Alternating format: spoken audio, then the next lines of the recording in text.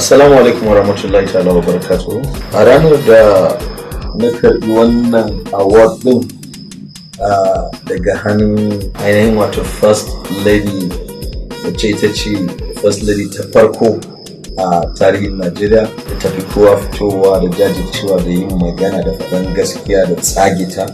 A ranar na yi mata alkawari cewa insha Allah sai mun dawo da Buhari a karo na biyu wato 4+4.